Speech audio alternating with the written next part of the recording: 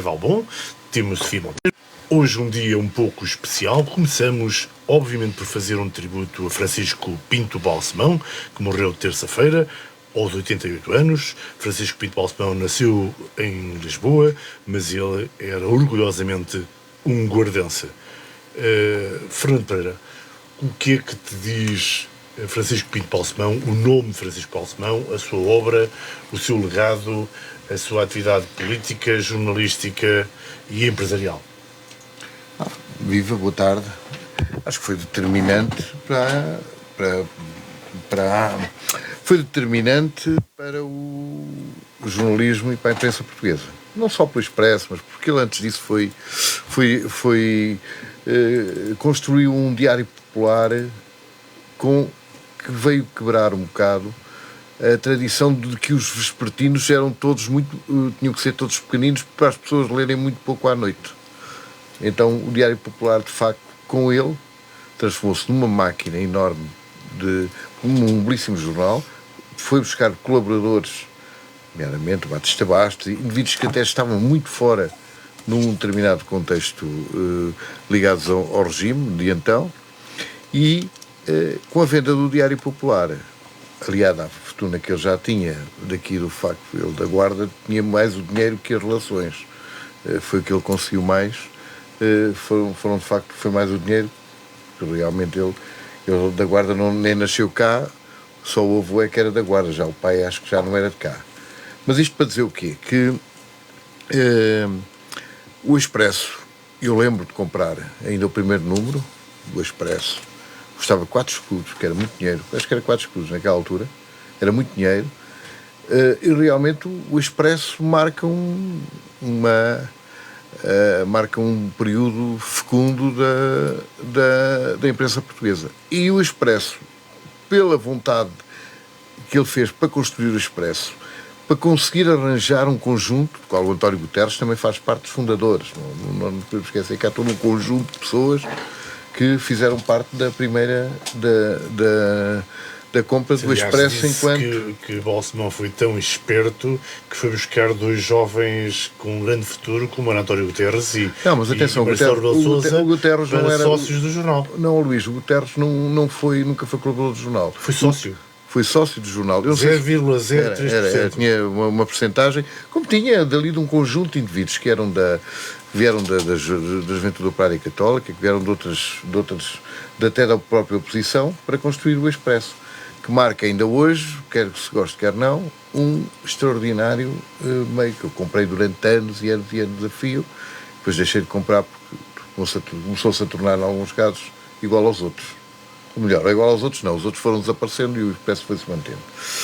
Francisco Pinto Balsemão. É pior. Como? É pior. É pior terem desaparecido.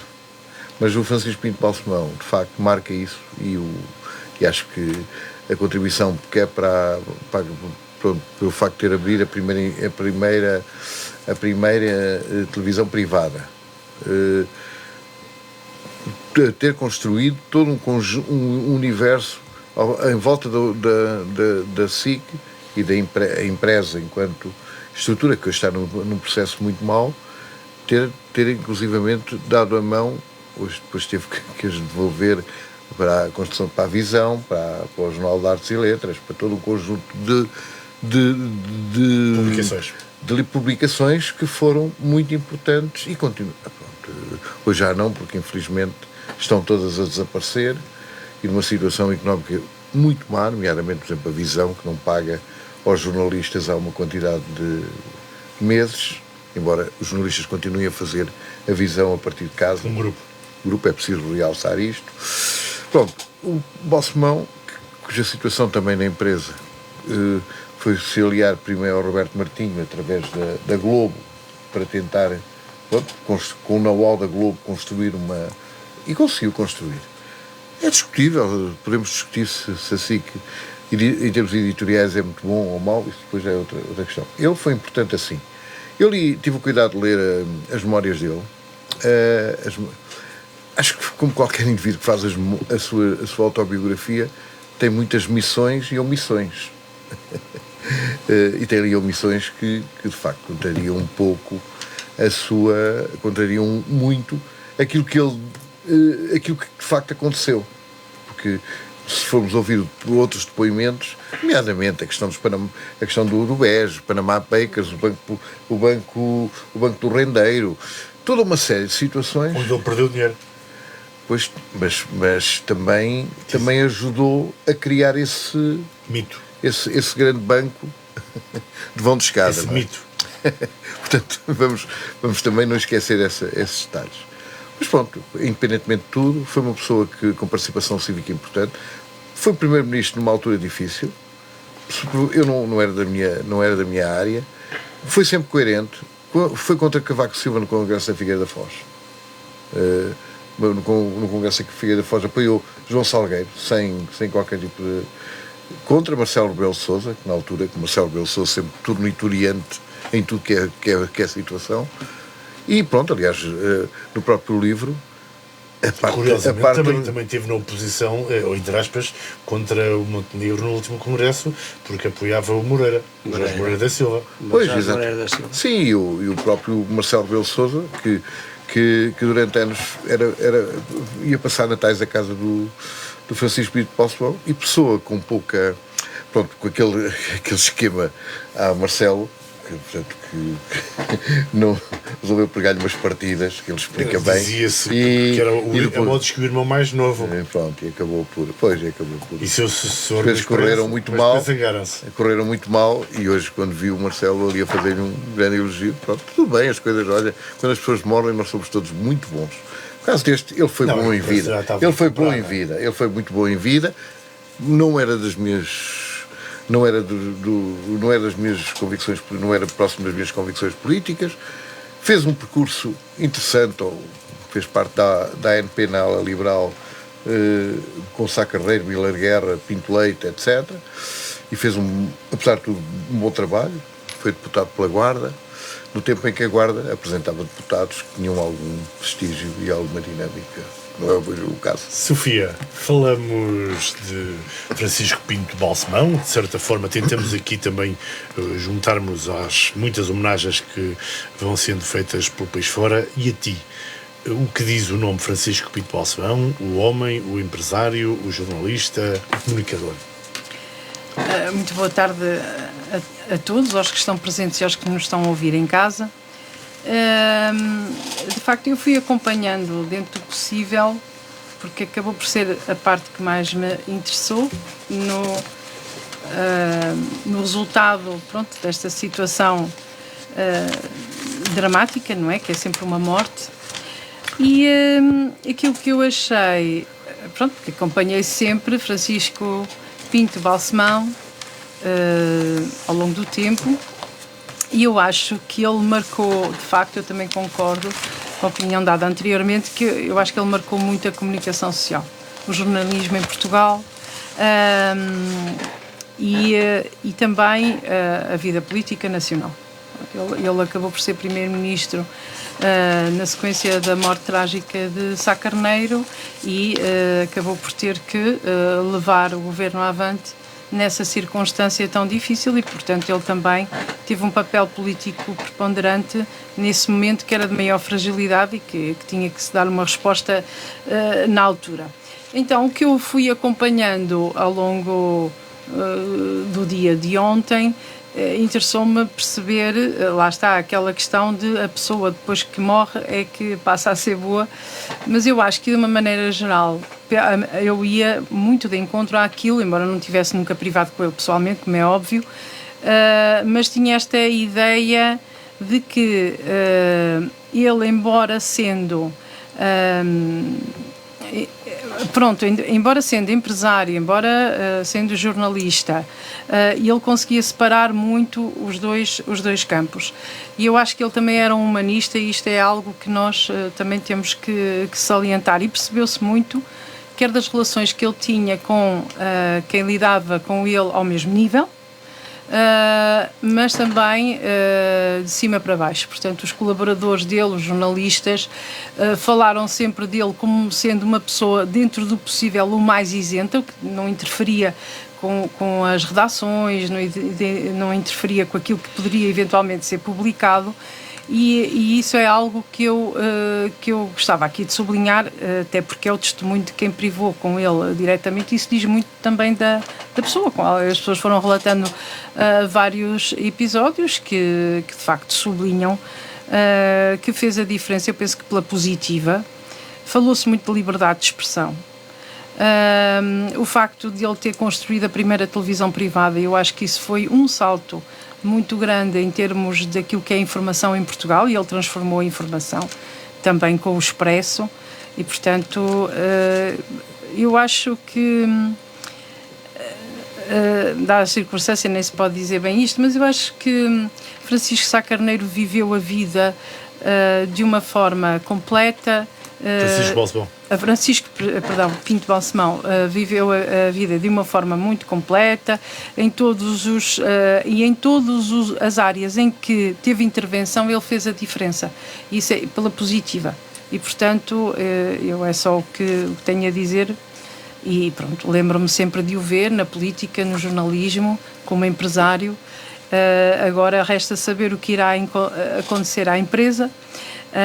Se os filhos de facto terão a capacidade para dar a resposta. Eu penso que até eu apercebi-me que os filhos terão enviado uma carta a todos os trabalhadores, mas eu até nem a li, mas com certeza para assegurar que tudo iria continuar, não como até aqui, mas que eles iriam assegurar, portanto, os postos de trabalho. Esperemos que seja verdade, uma vez que nós, portanto, a empresa está neste momento a viver uma crise, e espero que realmente eles tenham essa capacidade de não deixar cair. José Balbon, falamos de Francisco Pinto Balsemão. O que lhe oferece dizer sobre aquele que foi primeiro-ministro, fundador do Expresso, fundador da SIC, e um homem especialista em comunicação, e que fica com um lugar na história, ou não? Eu penso que sim, quer dizer, é um dos grandes homens da transição do antigo Estado para o Estado atual, ou seja, do Estado Novo, assim chamado, Estado atual. Acho que é uma pessoa, um social-democrata, uma pessoa que já antes tentou por dentro mudar o regime, juntando-se lá na ala liberal, tentaram fazer o que puderam, mas claro que aquilo estava velho demais para mudar alguma coisa, mas fez trabalho importante até nessa primeira fase do Estado Novo, tentou alterar e ainda deu um jeito à lei. Podíamos aproximar da liberdade de imprensa, mas não é, que depois fez depois do 25 de Abril, mas tentou cortar muito daquilo que eram os poderes da censura prévia. Foi um homem que esteve não sei quanto tempo, diz aqui na biografia dele, N tempo à espera que os ministros lhe dessem autorização para ir ver, enquanto deputado, e foi ele e outro, a ver presos políticos. Nunca ninguém do Estado Novo tinha ido a uma prisão a ver presos políticos. E eu vou aqui ler um bocadinho, se me deixa, porque ele foi deputado nessa altura também aqui por nós, e ele diz, já mostrava uma certa preocupação com o interior. Eu penso que isso também é notório. É um cidadão honorário da Guarda, quer dizer, nós temos efetivamente alguma coisa a ver com ele, porque o avô era daqui, embora ele sempre fizesse vida lá em cima. Lá em baixo. Lá em baixo. Lá em cima, no poder, pronto, lá mais para cima. Mas lá em baixo é Lisboa, à beira-mar. Eu penso que é uma pessoa que foi político, podia ter sido primeiro-ministro, e optou por... penso eu que foi uma consciência primeiro pessoal, querer ser jornalista, andar, movimentar-se no domínio da comunicação social. É obviamente um humanista tolerante. Nos grupos dele não se vê que os amigos dele sejam por terem as mesmas ideias dele. Eu penso que se calhar se havia coisa de que ele gostava de discutir, não era nomes nem partidos, era essencialmente discutir ideias. Acho que era uma pessoa tolerante, no sentido que estava aqui a dizer a nossa colega, de humanista nesse sentido transversal a todos. Fica para a história, acho eu, como homem da liberdade de imprensa, porque eu já disse muitas vezes, estando sempre a dizer isto, quer dizer, sem liberdade de imprensa não existe democracia, porque a liberdade de imprensa, haver jornalismo livre é aquilo que é o sangue da democracia. Se não houver jornalismo livre, não estamos de certeza numa democracia. É o que eu acho. É muito importante isso. Se não houver jornalismo, não se consegue. Por exemplo, uma das coisas que a democracia devia investir era, seriamente, na imprensa regional. Não há quase jornais, qualquer dia não há jornais em nenhum sítio. Quer dizer, e qual é a voz? São 2 ou 3 palavras num Facebook, é que vai ser a voz das regiões. Isso eu penso que é um homem da liberdade de imprensa, que apostou muito no jornalismo, e eu penso que fez uma coisa importante, porque era cordato, era amigo do seu amigo, era muito amigo do Mário Soares. Conseguiram fazer em 80, na década de 80, a revisão da Constituição, porque nós tínhamos uma Constituição do pós-25 de Abril, essencialmente tutelada por militares, e passou a ser uma Constituição civilista, uma Constituição como deve ser na Europa ocidental toda. Eu acho que isso é uma coisa importantíssima. Foi também primeiro-ministro, fez o que pôde, também não o deixaram fazer muita coisa, porque mal chegou o primeiro-ministro, começaram as lutas intestinas dentro do partido, é uma coisa também frequente, e penso que esse é o mais importante. Ele diz aqui uma coisa no jornal. Vamos então, querias citar no. Só queria aqui só dizer uma coisa. Livro de Memórias, que é minha, um dos livros de memórias, o outro é de Joaquim Vieira. E este é um livro de memórias que faz referência a José Valbon, que o próprio Francisco Pinto Balsemão, com a colaboração de Martim Silva, já agora. O outro acabou em tribunal porque o Francisco Pinto Balsemão não apreciou algumas das coisas que o Joaquim Vieira escreveu sobre ele. Mas vamos então à citação que o José Valbon queria fazer. Eu só queria dizer aqui o seguinte: ele foi deputado aqui para a Guarda e fez uma coisa que se calhar muitos dos deputados não gostam de fazer, ainda atualmente. Ele andou por aqui a fazer um périplo de intervenções com homens de negócio, com a sociedade civil e não sei o quê. E depois de andar de 1969. Depois de andar um conjunto de tempo, cerca de um ano nisto, criou expectativas na população. E ele depois diz que aquilo até diz aqui assim: tudo isto para nada ou para pouco, que a minha credibilidade ficou afetada a tal ponto que quase deixei de ir ao Distrito da Guarda. Porquê? Porque as pessoas tinham efetivamente expectativas elevadas que depois ele não conseguia, e ele diz aqui porquê, porque o sistema centralista, burocrático e tal não deixou. E ele diz assim: ficou-me esta lição que procurei corrigir, provavelmente sem grande êxito, quando estive no governo.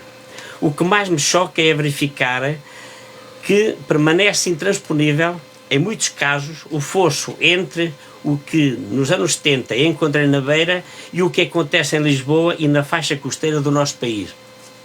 Isto está na página 169 da bibliografia dele, disse, e efetivamente isto é verdade, continua a ser atual. Antes de 74 era assim, em 70, 69, 70 era assim, e hoje continua a ser assim. Continuamos a não conseguir corrigir as assimetrias que ele muito bem aqui diz como gritantes e importantes. Por isso, é uma biografia que eu aconselho, quer dizer, mas eu gosto muito de biografias. Esta é extensa, mas aprende-se muito da história de Portugal se a gente ler as biografias. Balsemão. Só uma notazinha. José Valbon, a Guarda e bem em 2023 decidiu dar-lhe a medalha de cidade, a medalha de mérito de ouro e nomeá-lo cidadão honorário da cidade. Eu sugiro em editorial, no próximo editorial do Interior, que mais do que isso a Guarda possa mesmo criar aqui um centro de estudos para conhecermos a obra, a vida, o legado do Balsemão. O que é que lhe parece esta possibilidade? Eu penso que o Interior tem que ter focos, pontos, atividades diferenciadoras. Efetivamente, algo que de certa maneira seja diferenciador, porque estudamos o Balsemão, ou porque estudamos o Eduardo Lourenço, ou porque em Melo estudam o Virgílio Ferreira, é importantíssimo, porque não pensem os de Lisboa, não pensem os do litoral, que o interior é um conjunto de gente amorfa que não tem nome nem tem voz. Eles é que não nos ouvem, mas se efetivamente daqui não sai maldade nenhuma para o país. Eu penso que era uma boa ideia. Sobre esta minha sugestão? Eu acho que é uma sugestão interessante, e eu gostava de deixar aqui a seguinte reflexão. Eu não sou da Guarda, mas pronto, já me sinto da Guarda, não é? Porque já vivo cá por adoção. Por adoção. Há quantos anos? Mais de 30. Então é da Guarda. Sim, já sou mais da Guarda do que de outro lado qualquer. E então, do que eu me apercebi é que muita gente boa, que teve influência na política, na cultura, na literatura, saiu desta zona. Muita gente, da ciência inclusive, não é? E acho que nós temos que sublinhar essa mais-valia, não é? Pronto, foram para Lisboa, mas nunca deixaram de ter raízes cá, provavelmente. E é preciso sublinhar que muitas personalidades importantes nestas várias áreas que eu referi saíram aqui da Guarda. O Fernando ria-se. Devemos esquecer as pessoas que saem daqui? Ela nunca cá esteve. O caso do Balsemão nunca cá esteve, desculpem lá. Quer dizer, vamos cá começar provavelmente há pessoas aqui com muito mais valor, e que estão aqui, e que têm cá família, e que têm cá ligações, e que têm cá raízes, do próprio Balsemão. Vamos deixar-nos um bocado... Desculpa, é assim, o Balsemão veio para a Guarda, e ele veio para a Guarda como deputado da União Nacional, ou da ANP, na altura. Era da União Nacional? Não, na ANP. Já era a ANP, foi no processo de transição da União Nacional para a ANP. Foi porque, pronto, tinham que arranjar... Houve ali pronto, que a família era conhecida aqui, porque ele praticamente não conhecia nada daqui. O que é que ele conhecia da Guarda? Ele veio para aí miúdo, para uma quinta, uma quinta que eles tinham ali, ele explica aí, isso eu já não me recordo exatamente os pormenores, porque já li esse livro há uns anos. Agora, Pedro Soares, nomeadamente, a família. Como? E Pedro Soares? Pois é, portanto, e ele vinha... Agora, ele realmente nunca mais teve ligação nenhuma à Guarda. Teve ligação à Guarda como tinha tudo o resto. Portanto, é irrelevante. Eu acho que há pessoas na Guarda que têm sido mais esquecidas do que propriamente do que seria o Balsemão, e poderia ser. E eu acho que isso aí, quer dizer, eu acho que deve-se fazer um trabalho exaustivo sobre quem são as pessoas importantes, mas não fazer tipo lista de casamento, do estilo, vamos dar a este, mas o outro vai ficar chateado, também damos aos dois. Eu já vi isto fazermos em muito sítio, não é? Portanto, vamos convidar este, porque é que ele não vem. Portanto, mas é assim, em relação ao Balsemão, eu assumo que ele é um indivíduo importante, eu nunca falei com ele, nunca tivemos relação nenhuma, eu próprio fiz, e ele pagou, fiz artigos de opinião no Expresso, fiz, na altura, sobre Angola, e fiz até ao lado ao mesmo tempo que fez um tipo chamado Gorbachev, fizemos os dois. Portanto, não sei se eu convido. Sim. Pronto. Mas, pronto, ele pagou. Tolerante, publicava nos textos dele, é tolerante. Quem? Não, mas é assim. Mas a liberdade de imprensa é isso mesmo. Vamos cá acabar uma coisa. A liberdade de imprensa. Tem que ser. Eu sei que essa conversa da liberdade de imprensa é uma coisa bonita para comício, mas não existe. Isso é uma treta. Desculpem lá. Vamos cá, não vale a pena estarmos aqui, hoje é um tema que não vale a pena estarmos aqui. Mas o Balsemão, compreendes? Houve algumas situações em que, é evidente que não se sabe o que é que ele diz ao diretor do jornal, ao editor, não sabe. Mas há situações que ficaram omissas. Porquê é que ele não foi autorizada, por exemplo, um trabalho que foi feito sobre a ETA na SIC?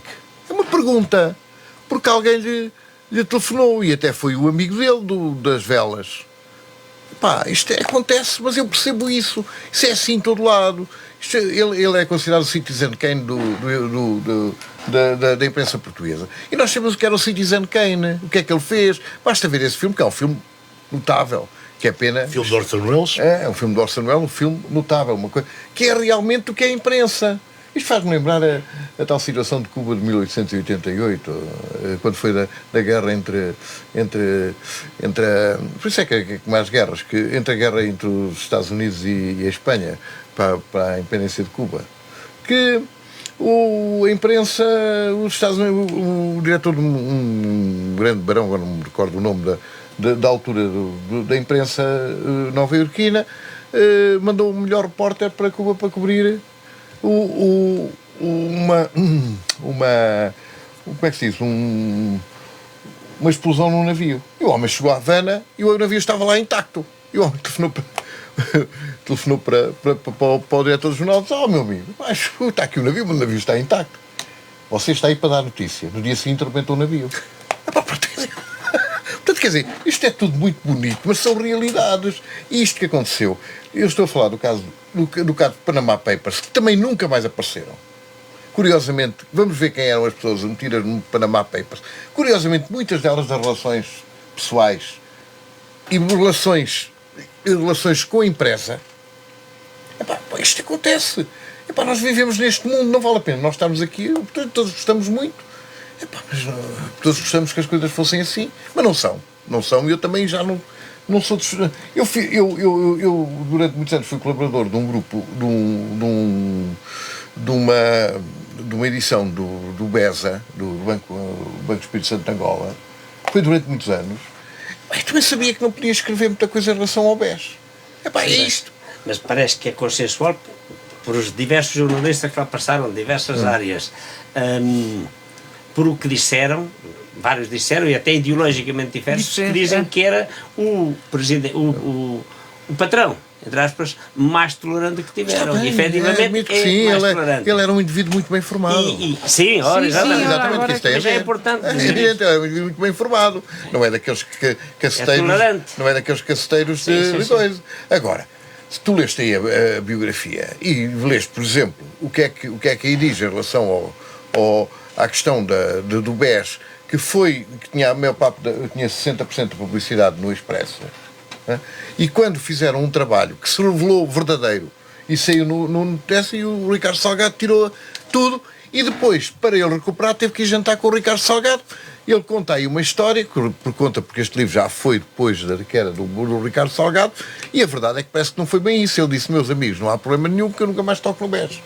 É simples. Valbon, isto é assim, é assim na vida, é o cotidiano. Eu percebo, eu também tenho que pagar os ordenados aos funcionários, portanto eu também precisava.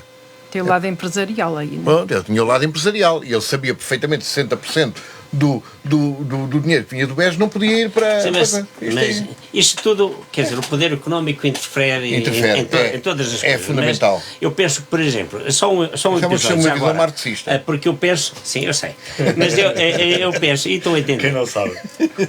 Mas eu penso que, por exemplo, ele e o Batista Martins fala, penso que diz isso porque ele tinha uma certa sensibilidade para a Guarda. Eu lembro, por exemplo, de uma história que se conta e que é verdade. Duas pessoas da Guarda foram falar com o Pinto Balsemão há uns anos atrás. E um disse assim: eu já ouvi falar no seu doutor e tal, porque o meu tio trabalhava no Diário Popular e ele falava-me no seu doutor e tal. E ele disse assim: então quem era o seu tio? E depois ele disse o nome do tio, era um chefe de secção simples, mas era uma pessoa honesta e um bom jornalista do Diário Popular. E ele levantou-se na cadeira onde ele estava, na SIC, levantou-se e disse assim: pode dizer que, digo eu, tudo o que eu aprendi de jornalismo aprendi com o seu tio. Quer dizer, é um indivíduo que tem uma certa humildade para dizer isto, do indivíduo que nem sequer tinha estudos, não era professor universitário do jornalismo, não era nenhuma pessoa conhecida a nível do país. Eu penso que tem esta faceta humanista que, por a grandeza que ele tinha, reconhecer isto, acho que é interessante para nós analisarmos. Acho que é uma pessoa até já um bocado fora da moda para os tempos atuais. Há gente que se endeusa com coisas assim. Ninguém acontece. Embora, atenção, ele deixou muitos inimigos. que não foi. Sim, Imagina nas memórias que ele deixou. Todos nos jornais criamos inimigos. Claro. Não, mas ele deixou-os muitos. Eu sei falo. É um bocado a vida pública, está um bocado. Porque ele teve essas várias vertentes e é natural que não tenha agradado a toda a gente, Não, como é não, evidente. Ninguém Sobre a consegue relação agradar a com a toda a Guarda, gente. permite-me, Fernando, que diga que eu tive a oportunidade de conversar muitas vezes com Francisco Pinto Balsemão a propósito da Guarda. Como era óbvio, acabava por ser quase sempre o assunto de conversa que nós tínhamos quando estávamos à mesa, nomeadamente porque ele era de facto uma pessoa que gostava de terminar reuniões convidando os parceiros e aqueles que estavam a trabalhar com ele para ir almoçar ou para ir jantar, e acabava-se quase sempre a conversa a falar da Guarda. Ele falava sempre com saudade, conhecia pouco da Guarda atual, porque vinha pouco à Guarda. No entanto, ele conhecia muitíssimo da Guarda antiga. Ele vinha quando era criança, de facto, e como se diz nos livros de memória dele, ele passava as suas férias grandes entre a Guarda e Cascais, e na Guarda ele vinha até por motivos que ele tinha problemas de quando era criança, respiratórios, e vinha para a Guarda por causa do famoso ar da Guarda. Portanto, ele vinha muito para a Guarda. Depois, como candidato a deputado, de facto fez uma coisa, como disse Zé Valbon muito bem, e que ele repetiu muitas vezes, nas vezes que eu me cruzei com ele, em que por esses anos não vinha apenas em campanha, vinha participar ativamente em reuniões, e ficou muito defraudado com o sistema, porque depois percebeu que não conseguia dar resposta às pessoas, e ficou desiludido, e isso é que o levou a posteriormente abandonar um pouco a política. Eu posso testemunhar que, de facto, ele sempre esteve disponível dentro daquilo que podia para falar com assuntos da Guarda ou com pessoas da Guarda, e é essa a parte que eu queria referir, e por isso acho que foi muito bem entregue o título de cidadão honorário, e nesse dia tive a oportunidade de o acompanhar ao longo do dia e assistir à satisfação enorme, imensa, que ele teve por esse dia estar na Guarda e estar a ser homenageado pelos conterrâneos da sua família, não dele próprio, porque de facto ele nasceu em Lisboa.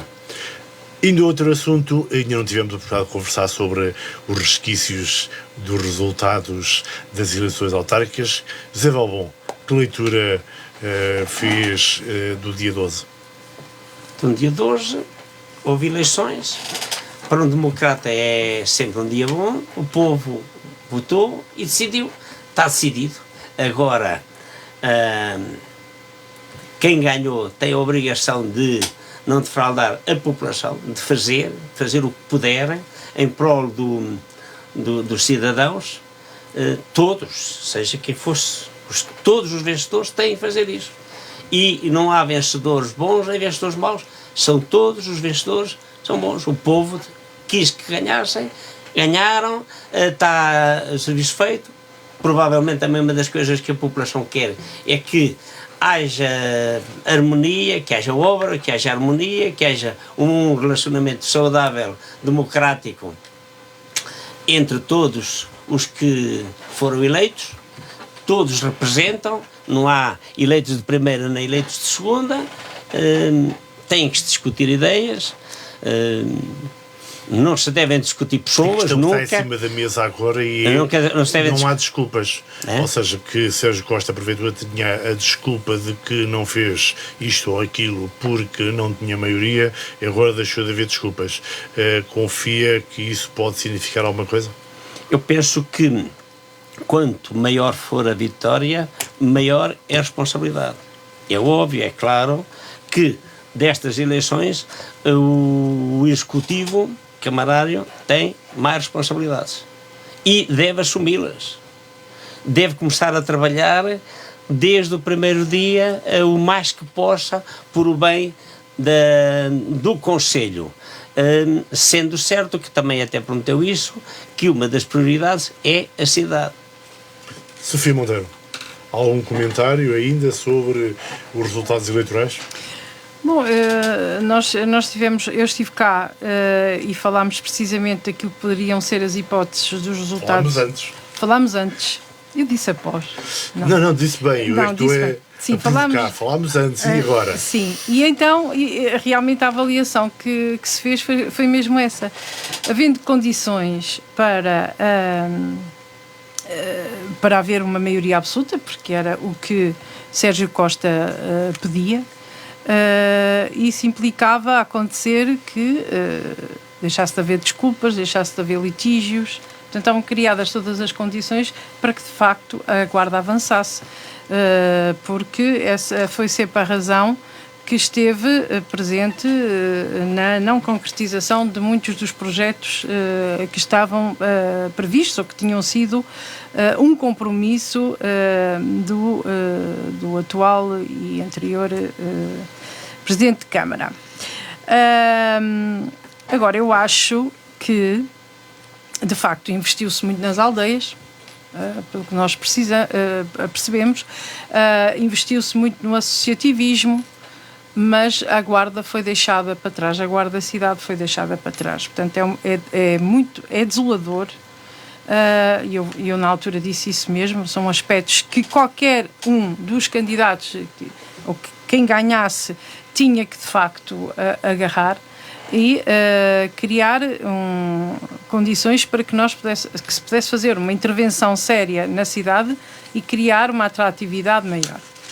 E até falámos na altura da possibilidade de se candidatar a património da humanidade, e então não há condições, de facto, não tem os critérios, não tem as condições para que tal possa vir a acontecer, e portanto é tornar a cidade não só mais atrativa do ponto de vista de quem cá vive, de quem possa eventualmente visitar, que encontra aqui pontos de interesse, mas depois também todos os aspectos que são estruturais também para a manutenção das pessoas aqui, para que não queiram no interior, mas isso é um problema também do interior. Agora, é evidente que nem tudo o que a Câmara tem possibilidade de fazer se inscreve apenas nas suas competências ou nas suas capacidades financeiras. Portanto, tem que haver aqui uma capacidade também de, junto do Governo, poder encontrar esses apoios necessariamente. Agora, todas as promessas ou compromissos, eu gosto mais de dizer compromissos, todos os compromissos que foram assumidos por esta candidatura vencedora vão ser escrutinados claramente nestes 4 anos, e depois vamos ver quais serão as desculpas, que não é uma palavra que eu gosto muito de usar, vamos ver as justificações que vão ser usadas para explicar porque é que as coisas não aconteceram. E nem vale a pena estar aqui a identificar, porque já as identifiquei mais do que uma vez. Tenho uma notazinha a dar. Foram feitos vários remendos, e bem, porque as estradas estavam uma desgraça. Foram feitos vários remendos nas estradas que tinham buracos e estavam em pior estado. O que é certo é que os remendos estão lá e continuam sem marcação, e portanto eu acho que era importante agora pegar e pelo menos compor aquilo um pouquinho mais, porque de noite sobretudo é complicado para as marcações. Já não vou falar do resto. A segurança é muito importante. Pois, exatamente, e portanto eu apercebi-me e passei por lá e digo assim, não, isto assim não pode ser, convinha realmente resolver-se este pormenor. Agora, investir no interior é fundamental para nos posicionarmos também, ao alocarmos riqueza, nós também temos a possibilidade de exigir mais, não é? Por exemplo, eu percebi-me que no interior havia uma notícia sobre o plano de revitalização do Parque Natural da Serra da Estrela, e que os autarcas se queixam de que desde os incêndios de 22 ainda não saiu do papel. Portanto, temos aqui uma nota clara, que a dotação era de 150 milhões de euros, não é? E isto ainda está por resolver. E eu penso que aqui os autarcas desta zona, e tão afetados que fomos também este ano, é tentar junto do Governo que realmente os apoios cheguem e sejam uma efetividade. Fernando Pereira. Olha, eu não me enganei, porque eu não estava cá no programa a dizer, mas o que escrevi foi dizer que não ia ficar nada, ia ficar mais ou menos tudo na mesma. Tudo na mesma. Eu escrevi isso antes das eleições, que era para não evitar. Pronto, porque que esta sociedade depois está transformada um bocado num folclore, porque realmente foram campanhas muito pobres, paupérrimas, não apresentaram nada. Depois recorreram aos PowerPoints, depois é fácil, com a inteligência artificial, eu pego aí num cortelho e transformo aquilo em meia hora transformo aquilo num Ritz. É fácil, eu pego, peço aquilo para papel e aquilo funciona.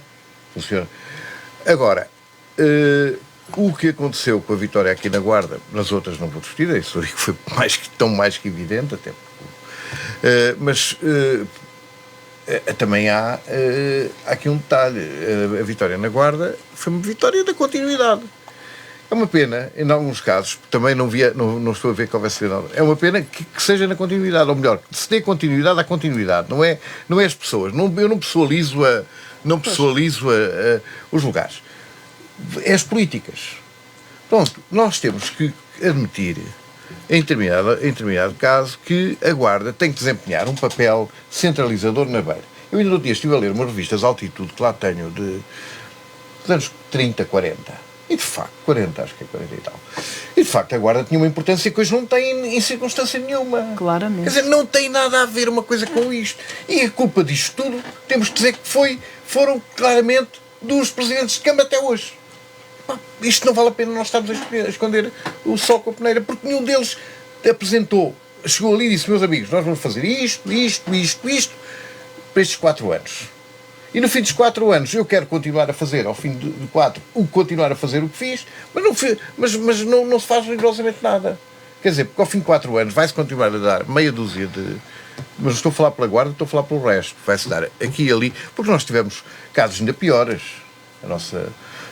aquela deputada de Sintra que estava aqui e que foi para Sintra, quer dizer, a deputada de Sintra não. A deputada da Guarda, pronto, quer dizer, isto para quê? Exatamente, quer dizer, as candidaturas de Lisboa, quer dizer, esta foi paupérrimo, as pessoas disseram mal umas das outras, não se vê apresentar um plano, não se vê, e o que se apresenta é por PowerPoint.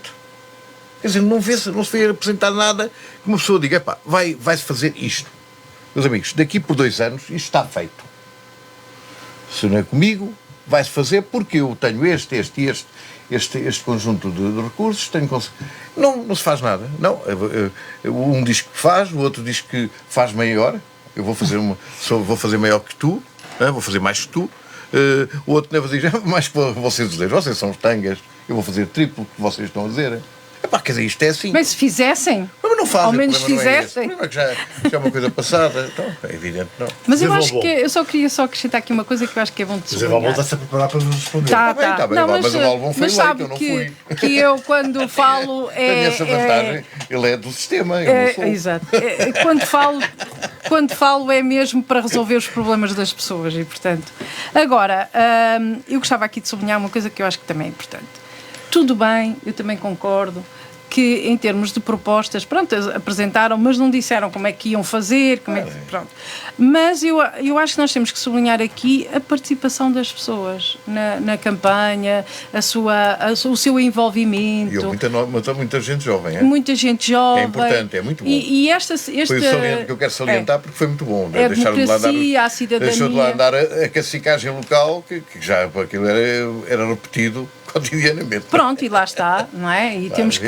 Isso é muito bom e só queria sublinhar esse aspecto, que a participação das pessoas foi importante, até só a nível local, na sua pequena freguesia, e eu acho que isso também temos que sublinhar. É só que um minuto, é uma das coisas importantes que o meu amigo tem que começar a salvaguardar para este programa, é que não podemos ser só nós, os idosos.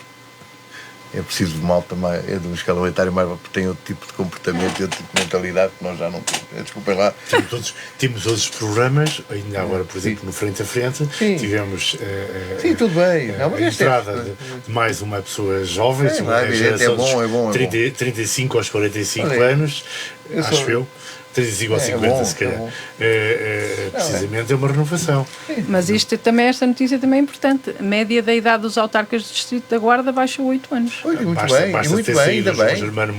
O João Germano na mesa para, obviamente, baixar sobre maneira.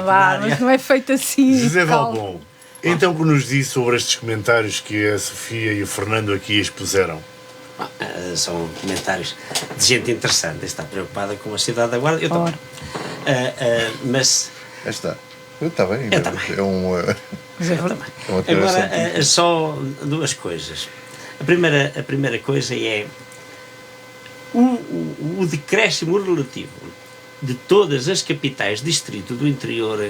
É uma coisa que é fácil de constatar em todas as capitais de distrito. Isto tem a ver com...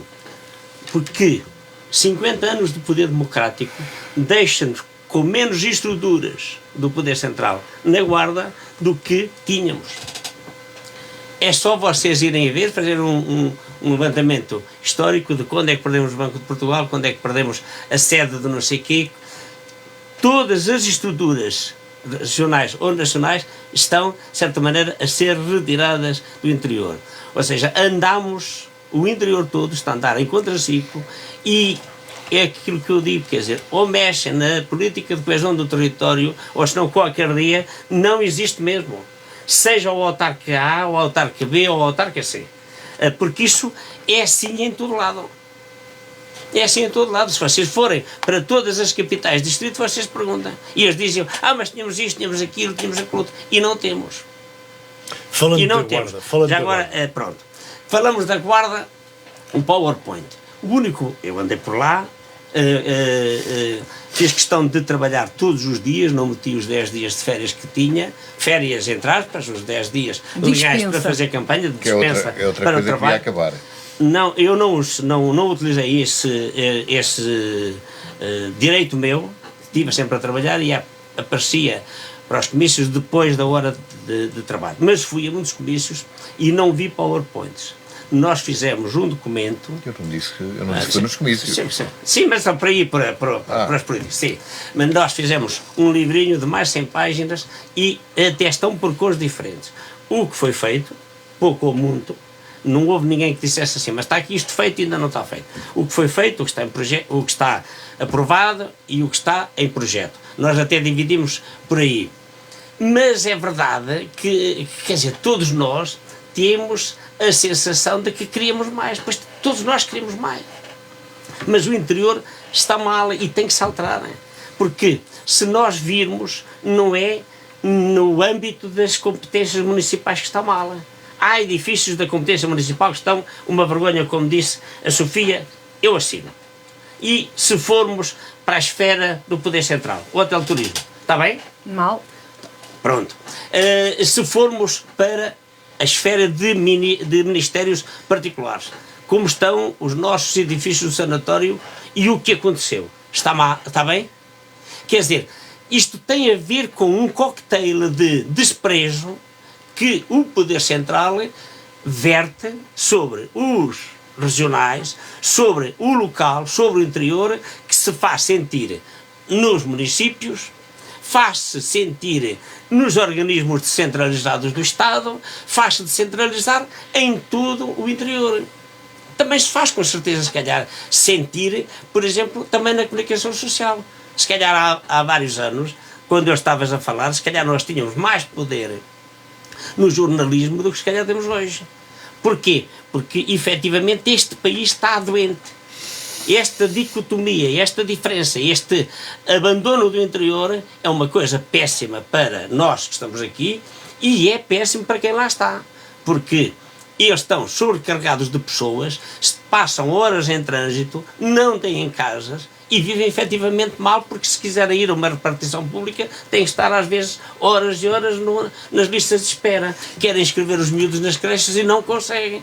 Verdadeiramente está mal o país todo. Nós por déficit de pessoas e eles por excesso. E isto eu penso que era uma das coisas que devia ser vista de uma vez por todas. Quer dizer, alguém tem que deitar mãos disto, porque senão não se resolve. E qualquer dia, quando isto tudo cair, vai ser muito difícil de erguer.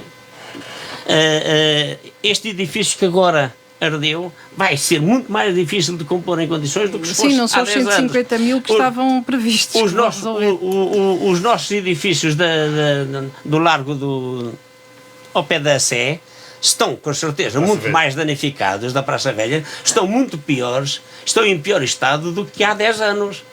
Provavelmente aquela casa onde era o teatrinho, que nos caiu uma parte da fachada, há de estar muito pior quando for intervencionada do que se fosse há 10 mais anos. Caro, mais caro. Nós estamos a atrasar a intervenção no país e qualquer dia nem sequer se consegue manter isto. Eu não sei como é que se vai fazer, mas isto concordamos é que não podemos esperar tudo pelo país. Mas não, temos que avançar. Nós aqui que aqui vivemos. Eu gostava de dar aqui dar um exemplo. Esta semana fui em serviço, em trabalho, a Gouveia. E calhou irmos almoçar a um restaurante e que tinha mudado a gerência. E então o proprietário teve a dizer-nos que, portanto, ele nasceu ali, mas os pais emigraram com ele pequeno, não é? Para New Jersey. E ele regressou. E tem este negócio. Agora ele trabalhava lá também na comunidade portuguesa de New Jersey e decidiu regressar. E regressou ali mesmo àquela zona de Gouveia. E ele disse que por todas estas razões. Porque lá, e nós estamos a falar de Portugal, portanto estamos a falar que é uma realidade, se calhar, não é, 10 vezes pior no sentido mais de todos os problemas, mais complexa. E ele disse que escolheu voltar às origens precisamente porque tem algo que lá ele não encontrava já. A questão da segurança, a questão da escola para os filhos, a questão da creche, a questão de qualidade de vida, não é? Porque o dinheiro também não é tudo, mas eu acho que nós vamos...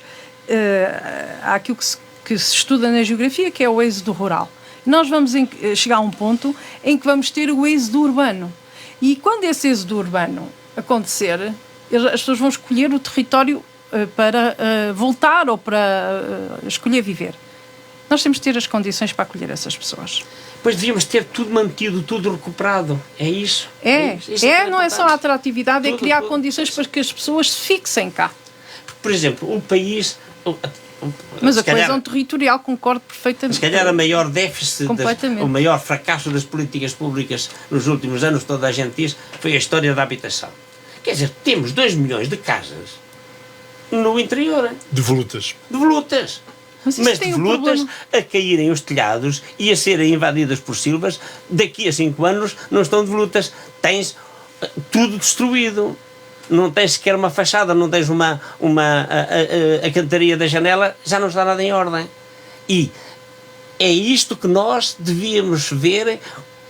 Ontem era tarde, mas amanhã vai ser dramaticamente tarde se nós formos intervir nisto. Daqui a poucos anos temos o interior, de certa maneira, muito maltratado. Eu tive uma esperança muito grande numa coisa que era uma comissão para o interior, que é feito desse trabalho. Se fez. Assim, um trabalho galvanizante. Essa é uma boa pergunta. Não, é uma boa pergunta. Tinha de ter sido a pergunta. Eu perguntei na altura para que é que existiu isso. Nem percebi o que é que lá foram fazer.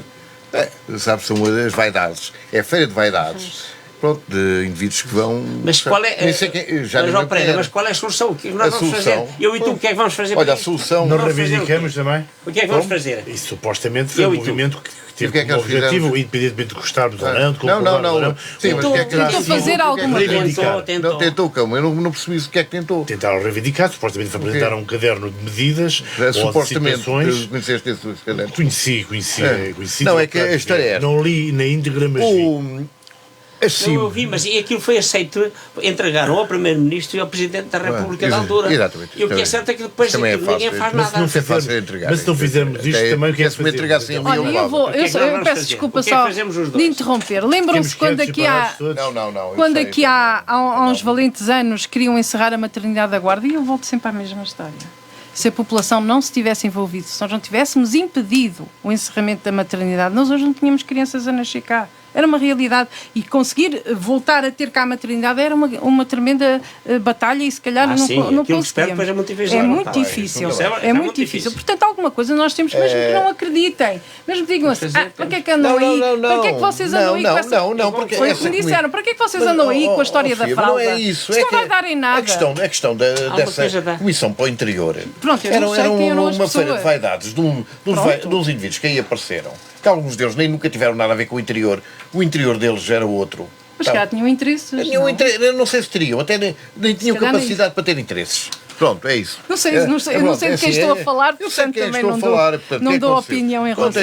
Agora, não nos diz nomes, nós não sabemos. Também não, o jornalista... Agora, não, eu acho que há tem que haver algum estudo teórico sobre os não, tem que haver o seguinte, tem que haver de começarem as CIMs a funcionarem sem estarem a discutir que lugares é que vão disputar. Percebes? Que o lugar que está ali, que eles quando se reúnem é mais para isso do que para outras coisas. Reunir assim e assim passar assim com documentos bem fundamentados e a fazer estudos, que têm dinheiro para isso, fundamentados, porque a Guarda não pode aparecer isolada. Eu noto, por exemplo, na Lagiosa tem sido vendida, tem sido utilizada, onde eu moro, tem sido muitas casas que têm sido arrendadas. Porquê? Porque estão um quarto de hora da Guarda e arrenda metade. Pronto, e as pessoas vêm. Exatamente. Mas isto é uma coisa possível. Mas é isto que eu estou a dizer, quer dizer, fazer-se isto. Mas esse é um microproblema. Bom, isto é isso que eu estou a dizer, quer dizer, certo? é uma coisa que a CIM pode divulgar em determinadas coisas e consegue trazer um conjunto de os indivíduos de Pinhel que têm uma estrutura agrícola, podem combinar com os indivíduos da Guarda, fazer uma estrutura na Guarda apelativa para que as pessoas que venham a um congresso internacional, não sei o quê, já que em Pinhel não há condições para se fazer, mas que se permita, por exemplo, fazer nas duas cidades. Uma coisa, aqui cada uma delas faz uma festinha, faz um não sei o quê, porque ninguém, não se consegue, diz-me, uma realização de várias cidades ou várias povoações ou concelhos aqui. Não há, as pessoas não fazem, porque querem cada uma delas estar na sua quinta. E a sua quinta não dá. Esta quinta já está exaurida, não tem hipótese. Então, para vários eventos, para muitas medidas, para várias políticas públicas, tem que efetivamente haver a compatibilização de territórios que têm que ser macro. Isso é verdade. O que tu estás a dizer é verdade. Eu já disse isso na CIM, na reunião lá dos deputados da CIM. Mas sabes como é que é difícil? Quer dizer, o presidente da tua terra quer ganhar, o do outro também quer. É que nenhum ganha. Que ninguém ganha. Não vale a pena que ninguém ganha. Pois, perdemos todos. Atenção, nós estamos a falar da Guarda. A Guarda é capital do distrito, que é algo a Guarda tem que ser galvanizadora.